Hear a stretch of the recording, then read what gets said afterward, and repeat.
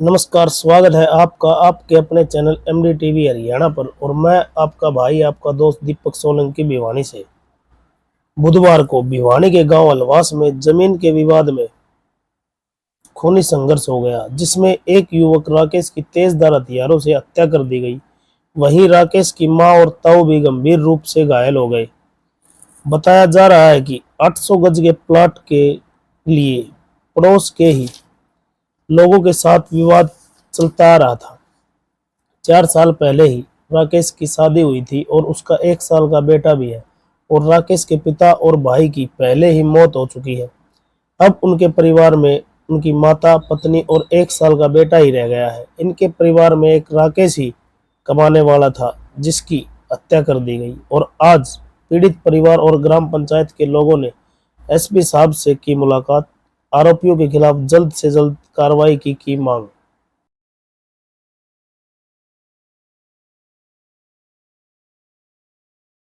जो मृतक है वो क्या लगता था आपका जी? मेरा भांजा था जी। क्या घटना हुई थी जी? किस तरीके वो खेत में बुलाया है जी, उनकी पूरी प्लानिंग थी। खेत में बुला के मारा है जी। पहले की कोई रंजिश थी, लड़ाई झगड़ा था पहले का? कोई कौन था, कुछ भी नहीं था। अब आप क्या मांग करते? मांगिया है जी, हमने न्याय मिलना चाहिए। मेरा छोटा सा बालक से उन बाप करता होगा, छोटी सी बहू है, ताला लगा दिया जी। मार तो हमने न्याय मिलना चाहिए जी। आप कहाँ गया अरदास में? नहीं, हम रोड जाम कराएंगे जी। हाँ, जाम पर बैठाएंगे नहीं जी हम। फिर सिंह है, मैं गाँव अलवास से हूँ। ये लड़का मेरे परिवार से ही था, जिसका नाम राकेश है, सन ऑफ धर्मवीर सिंह।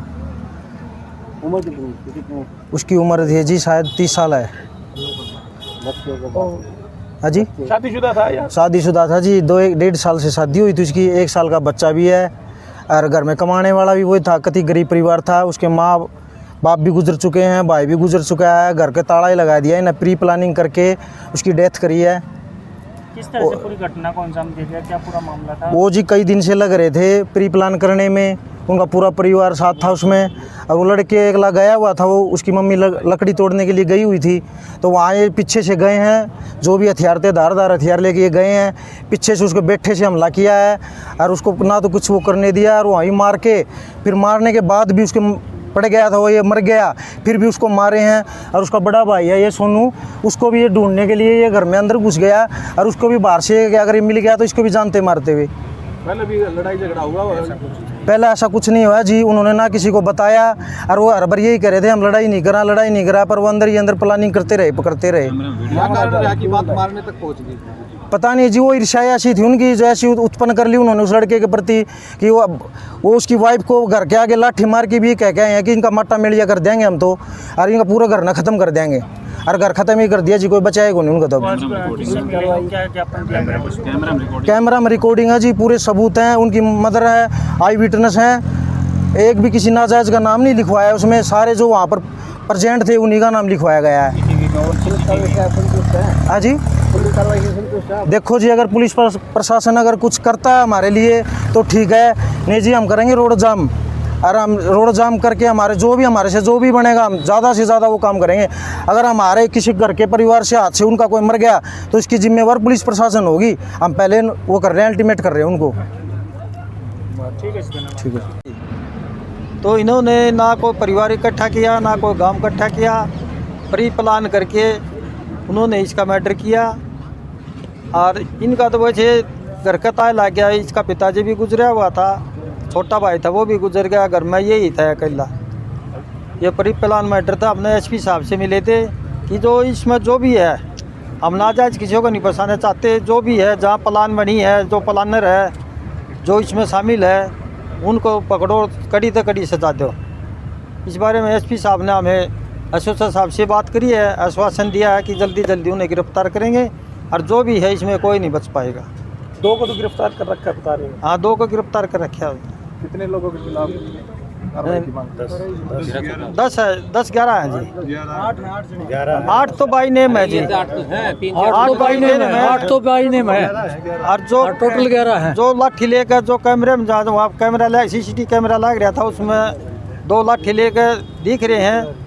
और एक को किसी के घर में जो प्लान बनी है, जो प्लानर है कोई भी हो, वो भी वहाँ आना चाहिए।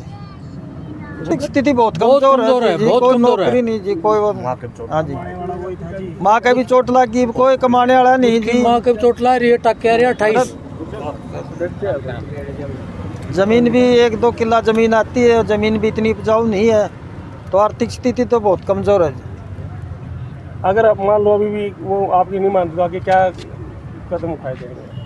ऐसा जी, अगर पुलिस वाले कार्रवाई नहीं करेंगे, इनका आश्वासन दिया कि हम कार्रवाई करेंगे, लेकिन फिर अगला जो सारे गांव के जो पंचायती आदमी है और रिश्तेदार हैं, इनसे विचार विमर्श करके जो आगे ये फैसला करेंगे, जो भी करेंगे वो कराएंगे जी। चाहे रास्ता रोकना पड़े, चाहे धरना देना पड़े, जो भी करना पड़े, जो भी फैसला होगा पंचायत का, भाईचारा का, वो हम करेंगे जब तक इनको सज़ा नहीं मिलेगी। प्रशासनिक अधिकारियों से मिले, क्या आश्वासन मिला? उन्होंने आश्वासन ये दिया कि हम जल्दी जल्दी उनको गिरफ्तार करेंगे, जो भी इसमें इन्वॉल्व है उनको सभी को गिरफ्तार करेंगे। ठीक है।